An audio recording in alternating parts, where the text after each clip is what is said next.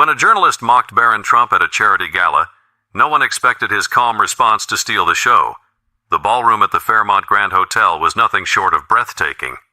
Crystal chandeliers shimmered above rows of elegantly dressed attendees, their quiet hum of conversation adding to the grandeur of the annual charity gala.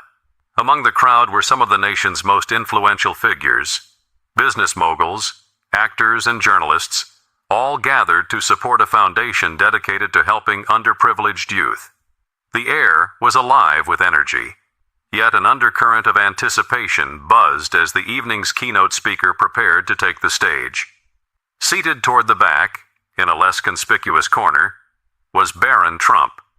At just 18 years old, his tall frame and stoic demeanor made him stand out, though not intentionally.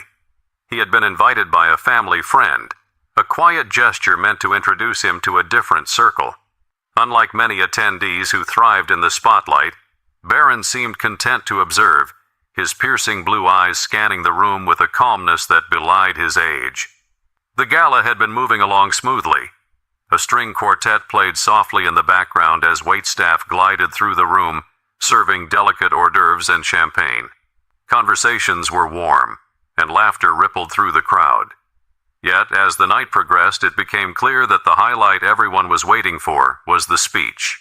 The journalist, a celebrated figure in liberal media circles, had been announced weeks earlier as the evening's keynote speaker.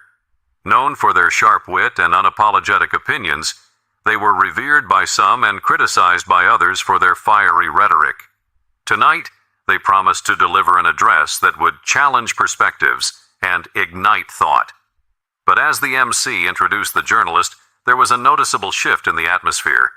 Conversations quieted, glasses were set down, and all eyes turned to the stage. Barron, too, leaned back slightly in his chair, his expression unreadable. The journalist stepped up to the podium, a confident smile spreading across their face. Dressed impeccably in a sleek black suit, they exuded charisma.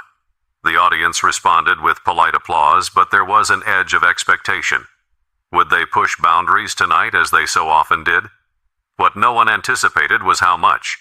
But as the spotlight illuminated the stage, and the journalist began to speak, the evening's elegance would soon give way to a tension that no one in the room would forget. The journalist began with ease, their tone conversational and laced with charm.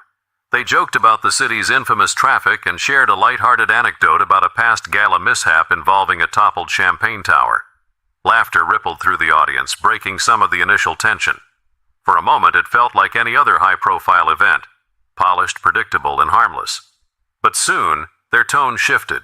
What started as general commentary on politics and culture veered toward a more pointed critique.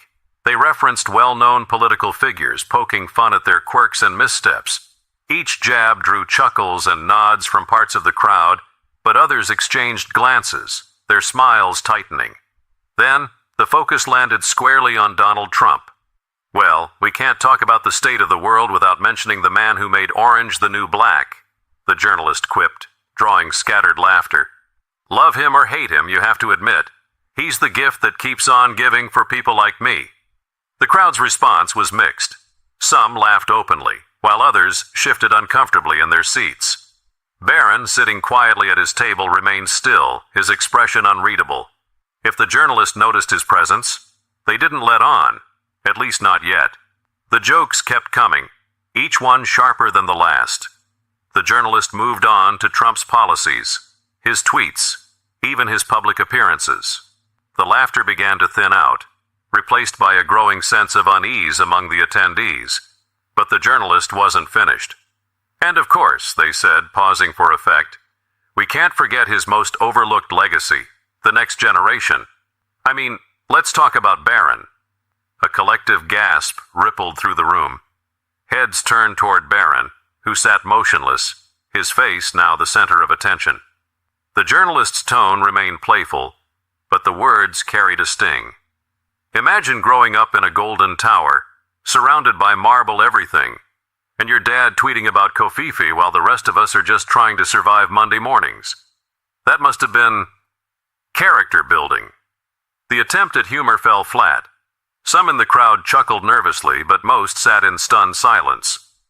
The spotlight of the moment, unasked for and unwelcome, had landed squarely on Barron. But instead of crumbling under the weight of the moment, Barron remained calm, his composure unshaken. What he would do next, however, would leave the entire room reeling. The room seemed to hold its breath. All eyes were on Barron Trump, a young man thrust into the spotlight without warning. The journalist's words lingered in the air, heavy and cutting, as the crowd waited for his reaction. But Barron didn't flinch. He didn't shift in his chair or glance around nervously. Instead, he sat perfectly still, his expression calm but unreadable, his hands resting lightly on the edge of the table. The silence grew louder with each passing second. A few people exchanged uneasy glances, their discomfort palpable.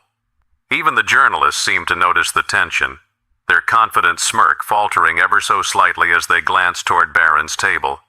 Perhaps they had expected a laugh or even a dismissive shrug. Anything but this quiet defiance. Barron's stillness wasn't born of indifference. It was something else entirely. His presence, understated yet commanding, seemed to grow as the moments stretched on. The room, which moments earlier had been buzzing with conversation and laughter, was now unnervingly quiet. It was as if everyone, even those who had chuckled at the jokes, suddenly realized the weight of what had been said. His silence wasn't just a lack of words. It was a statement in itself. It said, "I hear you, I see you, and I am not moved." A murmur broke the silence as someone near the stage whispered to their companion. The journalist cleared their throat, attempting to regain control of the moment. "Tough crowd," they muttered into the microphone, forcing a laugh that no one echoed. The tension was thick, wrapping around the room like an invisible fog. And then, Barron moved. Slowly, deliberately, he pushed back his chair and stood. The soft scrape of the chair legs against the floor was the only sound in the room. At just over 6 feet tall, he was an imposing figure, his height matched by an aura of unexpected maturity. He looked out at the crowd, his gaze sweeping the room before settling on the journalist. Barron didn't need to speak yet. His presence alone commanded attention, silencing even the faint whispers at the back of the room. He stepped away from his table and walked toward the stage, each step measured, his posture straight and unwavering. The journalist froze, their earlier confidence evaporating as Barron approached. The crowd watched, their eyes wide with a mix of anticipation and disbelief. No one knew what he would say or do, but one thing was certain: this young man was about to own the moment. But when Barron reached the edge of the stage and finally spoke, his words were nothing anyone could have anticipated. As Barron reached the edge of the stage, the crowd's collective gaze followed him. The tension in the air was almost tangible, every second feeling like an eternity. He stopped a few feet away from the podium, standing tall and composed. With a voice steady and deliberate, he spoke, his words cutting through the silence like a blade. "Thank you for your insight," he began, his tone calm but firm. His choice of words caught the journalist and the audience off guard. There was no anger, no trace of indignation, only an eerie sense of control that seemed far beyond his years. "I've grown up watching people make assumptions about me, my family, and my life," Barron continued, his eyes fixed on the journalist. "It's almost become a game to some, a way to fill in the gaps when you don't know the full story. And I get it. We're public figures. It comes with the territory." The room was silent, captivated by the clarity and maturity in his voice. Even those who had quietly laughed at the earlier jokes now sat motionless, their expressions tinged with unease. "But there's something important that often gets overlooked," Barron said, his tone shifting slightly, a subtle intensity building. "Behind every headline, behind every punchline, there's a human being. Someone with their own struggles, their own dreams, and their own story. You may think you know me because of who my father is, but you don't. Not really." The journalist, who had been gripping the edge of the podium, now seemed visibly uncomfortable. Barron's words weren't an attack. They were a mirror, reflecting back the weight of what had just occurred. "What I've learned," Barron said, pausing for a moment, "is that respect doesn't have to be earned. It should be given freely, especially when you don't know someone's story." A ripple of murmurs ran through the crowd, But Barron wasn't finished. He turned slightly, addressing the audience now as much as the journalist. "We live in a time where it's easy to tear each other down," he said, his voice steady but filled with quiet conviction. "Words have power. They can hurt, or they can heal. They can divide, or they can unite. And I think we could all use a little more of the latter." The audience was spellbound. Barron's words, spoken with a calm resolve, carried a weight that seemed to transcend his age. It was clear that he wasn't just responding to a moment. He was speaking to something much larger, something universal. Barron took a step back, his gaze once again locking with the journalist's. "I hope this gives you something to think about," he said softly. There was no malice in his voice, only a quiet strength that left the room in awe. He turned and began walking back to his seat, the soft clicks of his shoes on the polished floor the only sound in the stunned silence. No one moved. No one spoke. Even the journalist stood frozen, their earlier bravado completely dissolved. But as Barron sat down and the applause began to build, the real impact of his words would echo far beyond that room. The applause started as a hesitant clap from somewhere near the front of the room, but it grew quickly, spreading through the crowd like wildfire. Within moments, the entire ballroom was on its feet, erupting into a thunderous standing ovation. Some clapped with admiration, others with a sense of redemption for the awkwardness that had hung in the air just minutes earlier. The journalist, still standing at the podium, attempted to muster a smile, but it was clear the moment no longer belonged to them. Barron, seated back at his table, didn't react to the applause. He remained composed, offering only a polite nod to the attendees around him. It wasn't humility or shyness, it was the quiet assurance of someone who had said exactly what needed to be said. Within hours, snippets of the moment began flooding social media. Attendees had discreetly recorded Barron's speech on their phones, and the footage was now spreading like wildfire. Tweets, Instagram stories, and TikTok clips captured the essence of the evening, with captions ranging from admiration for Barron's composure to critiques of the journalist's misplaced humor. "Barron Trump just schooled an entire room on class and respect," read one viral tweet. Another post shared by a prominent celebrity in attendance stated, "No matter what you think of his family, this young man just gave us all something to think about." News outlets picked up the story the next morning. Some praised Barron for his maturity, calling it a defining moment for someone who had spent much of his life in the shadow of public scrutiny. Others debated the ethics of the journalist's remarks, questioning whether public figures, especially young ones, should ever be fair game for such commentary. The journalist, for their part, issued a statement the following day. "Comedy and commentary are powerful tools, but they must be wielded responsibly. Last night I crossed a line, and I apologized to Barron Trump for my remarks." But not everyone accepted the apology at face value. Talk shows, podcasts, and online forums buzzed with heated debates about the incident. Some argued that Barron's speech was a much-needed call for civility in an increasingly polarized world. Others saw it as a poignant reminder that even those in the public eye are human beings deserving of respect. For Barron, however, the frenzy of attention seemed irrelevant. He returned to his daily life with the same quiet dignity that had defined his response at the gala. Those who knew him said he barely acknowledged the uproar, choosing instead to focus on his studies and personal interests. But while Barron moved on, the lessons from that night lingered, sparking conversations that reached far beyond the ballroom.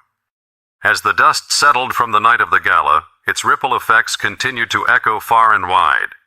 News outlets eventually moved on to other stories, but the moment lived on in discussions at dinner tables, classrooms, and offices.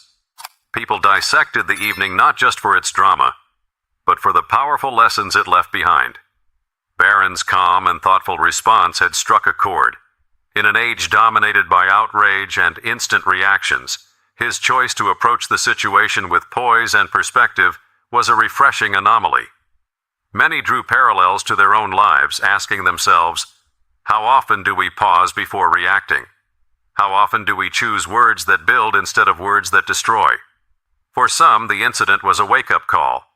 It highlighted how easy it is to dehumanize others in the name of humor politics, or entertainment. The journalist's comments were a stark reminder of the power words hold, not just to entertain, but to wound.